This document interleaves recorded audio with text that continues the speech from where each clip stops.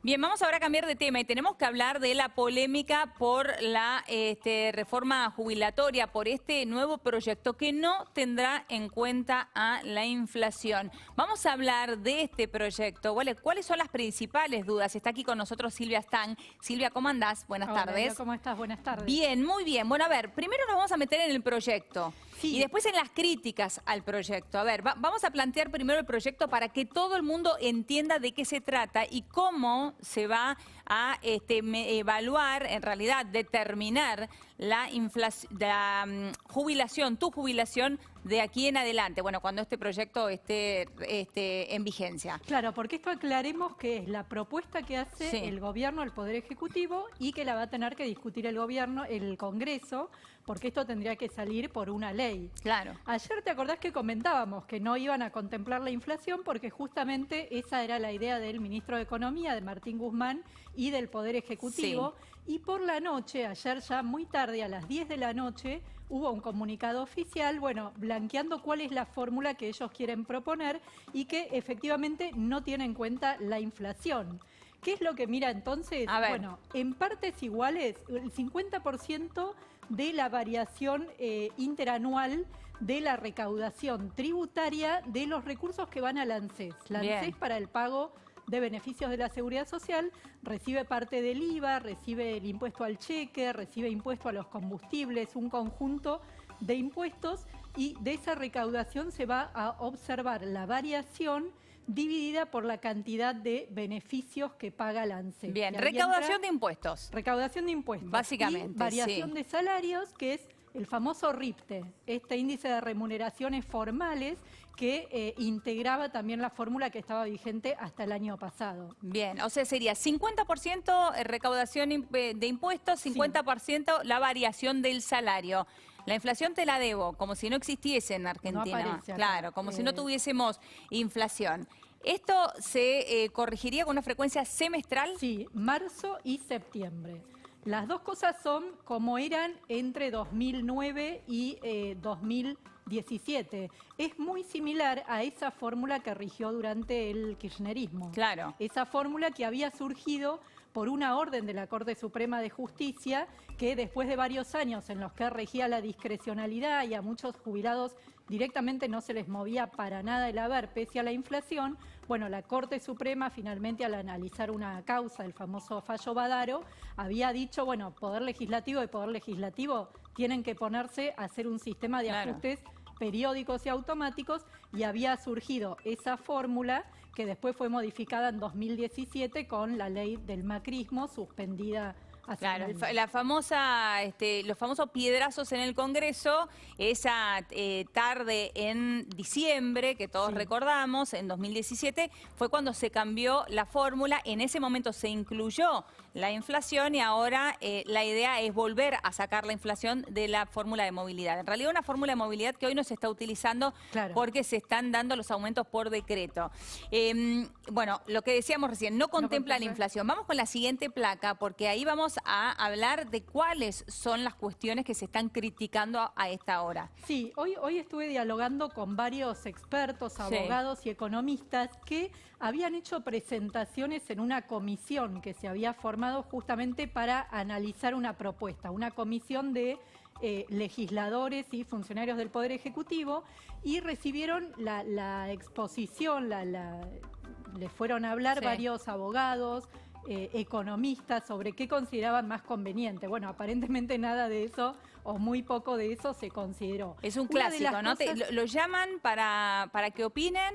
Claro, y después no se toma nada en cuenta. Para eso, ¿para qué me llamás, no? Claro, y lo que termina haciendo el gobierno es volviendo a la vieja fórmula. Claro. Entonces uno se pregunta, bueno, ¿y esta comisión para qué funcionó todo eso, no? Claro, en realidad fue una puesta en escena, claramente, porque evidentemente no tomaron nada de lo que se habló en esa comisión. Bueno, a ver, los saberes quedan sujetos a decisiones política-económica. Sí. ¿Por qué? Porque, como te decía antes, hay una serie de impuestos que van al ANSES y la recaudación de esos impuestos es lo que se va a mirar.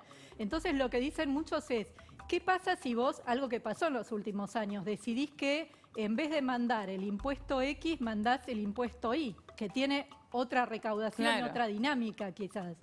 ¿Qué es lo que pasa entonces con con la ANSES, que recibe recursos, por un lado, por aportes y contribuciones, que eso no estaría considerándose acá, por tributos a partir de una ley, y después recibe por ahí más recursos para cubrir. O sea, la política del momento, digo, el gobierno de turno podría decidir, determinar cuáles de estos impuestos van al ANSES. Y es decir, Claro. cuáles de esos impuestos, en definitiva, son los que van o no en la fórmula de jubilación. De jubilaciones. Lo que dice el gobierno es Sí. que el proyecto, que no se conoce todavía el texto final, artículo por artículo, va a incluir una cláusula de legislación constante, y que eso significaría que las políticas económicas, las decisiones que haya, por ejemplo, en materia impositiva, Sí. no deberían afectar la fórmula de movilidad. Ahora, el tema es, en la práctica, cómo lograr eso. Claro. Porque si vas a dejar de considerar que si tal impuesto va al ANSES, yo lo tengo en cuenta, porque antes lo tenía en cuenta, pero ahora la verdad que es bastante complicado poder llegar Por eso claramente queda sujeto a una decisión política económica. Eso es ¿no? lo que hoy se está advirtiendo, sí. Otro de los puntos, ¿no? Otra de las grandes críticas, no responde al objetivo de la movilidad. Bueno, acá se parte de algo muy simple, que varios expertos que fueron a esta comisión empezaban con esta reflexión. Pensemos lo más primario. ¿Cuál es el objetivo que tiene la movilidad? Que el haber mensual jubilatorio no pierda su valor con el paso del tiempo. O sea, el sistema debería tener, en el mundo ideal, ¿no? Sí. Un haber inicial que esté bien calculado en función de los parámetros que se decidan, de qué se quiere cubrir, del costo de vida, y a partir de ahí la movilidad lo que tiene que lograr es que ese valor sea constante en el tiempo. Claro.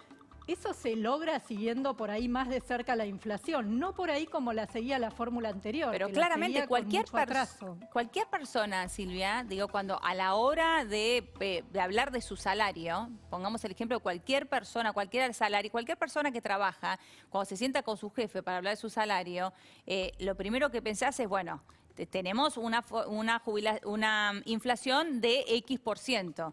Y ahí, bueno, tratar de buscar la manera para cubrirte de esa inflación, que lo que hace justamente es que vos pierdas parte de tu salario si vos no lo ajustás por inflación. Bueno, lo mismo pasa con los jubilados. Entre que ya son magras las jubilaciones porque son muy bajas, si además no se ajustan por inflación, ¿cómo se cubren? Claro, exacto. El argumento que hay del otro lado es, bueno, de alguna manera los salarios, muchas veces en forma insuficiente, y la recaudación siguen algo de la inflación. Te están reflejando indirectamente qué pasó con la inflación, pero no necesariamente tampoco. Y además, en años recesivos, obviamente, la recaudación cae y por ahí sí tenés inflación. Bueno, eso está pasando ahora. Eso está pasando ahora, y eso pasó además mientras regía esta fórmula.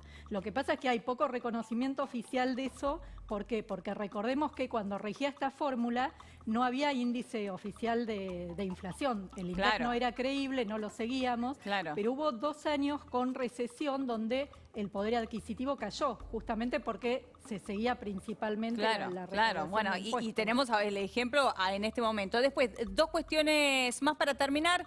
Por un lado, la falta de previsibilidad.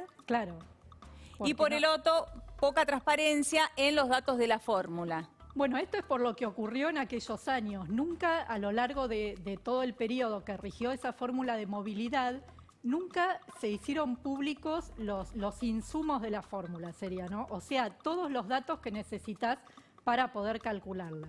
Algo que sí se había simplificado con la otra fórmula, que tenías que mirar índice de inflación, índice de salarios RIPTE, y con esos dos datos ya estabas.